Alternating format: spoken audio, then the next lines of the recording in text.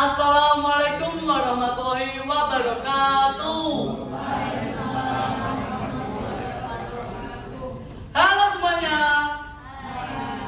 Perkenalkan, nama saya Keisa Maulana Ardiansa.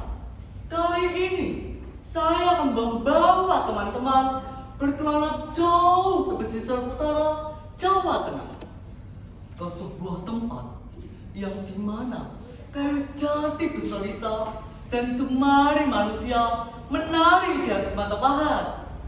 Inilah dongeng tentang jati diri dan ketulusan hati.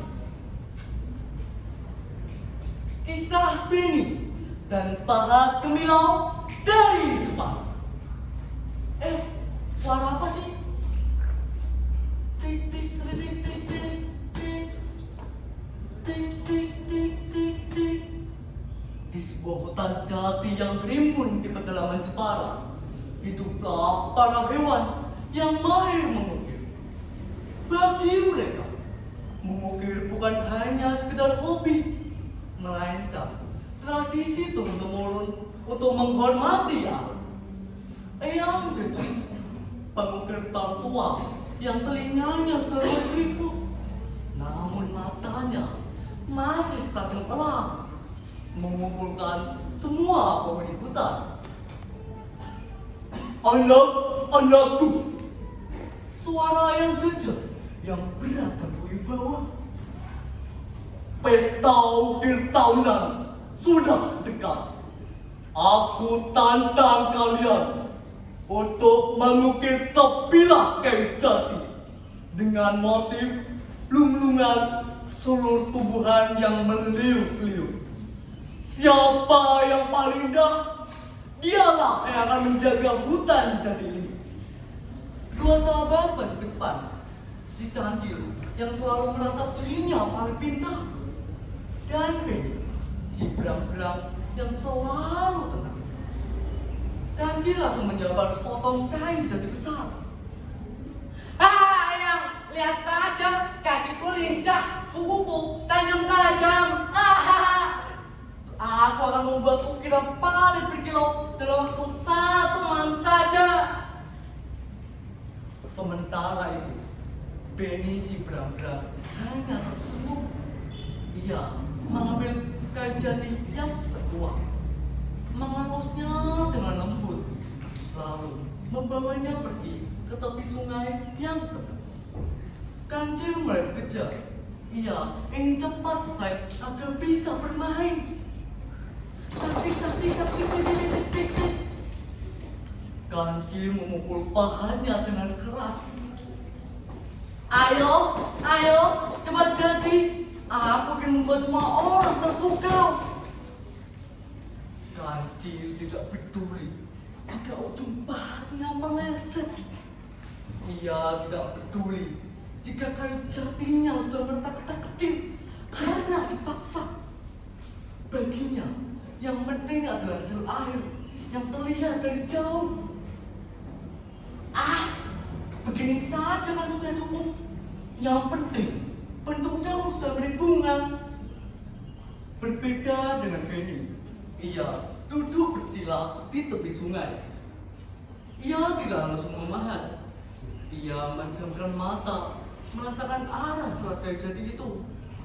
Pelan, ia mulai menggunakan giginya sebagai pahat alami. Seret, seret. Ia mulai membentuk satu daun, menghaluskannya dengan sabar. Jika tangannya lelah, ia berhenti sejenak, berdoa, lalu melanjutkannya dengan penuh cinta.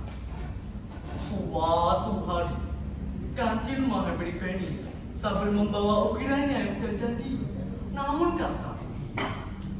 Beni, kok masih di situ-situ saja sih? Lihat ukiranku, gagal bukan? Kau terlalu lamban seperti siput. Kau tak akan pernah jadi pemimpin hebat karena dia memandangi kayu. Beni hanya menjawab pelan, tanpa menghentikan gerakannya.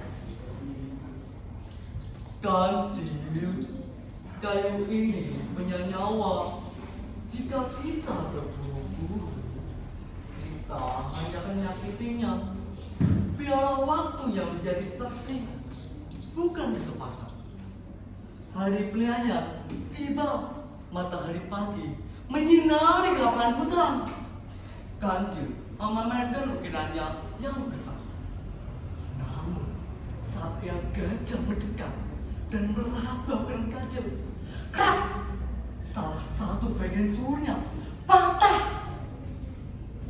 Kancil, ucap yang gajah kecil. Ukiranmu ini kosong. Kau hanya mengejar rupa, tapi kau melupakan kekuatan. Kau bekerja dengan ambisi, bukan dengan hati.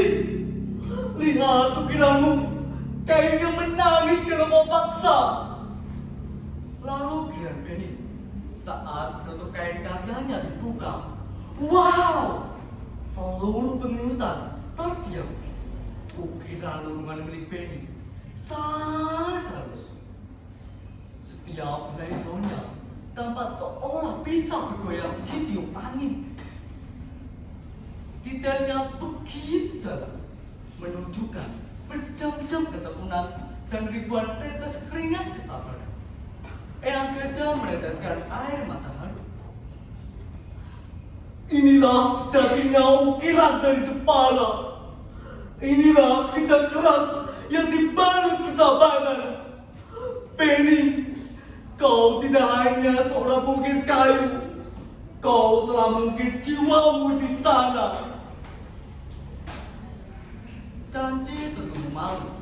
Sejak saat itu, ia tak lagi sombong. Ia belajar dari Benny bahwa untuk menghasilkan keindahan yang abadi, kita tidak bisa hanya mengandalkan kecepatan. Kita butuh ketekunan yang tak bercepat. Aku mau cerita nih. Pantun deh. Dengerin ya. Pahat yang tajam memang penting. Namun, hati yang sabar adalah kunci yang paling utama. Sekian dari saya. Terima kasih. Wassalamualaikum warahmatullahi wabarakatuh. Oke, dilanjutkan nomor undi 10.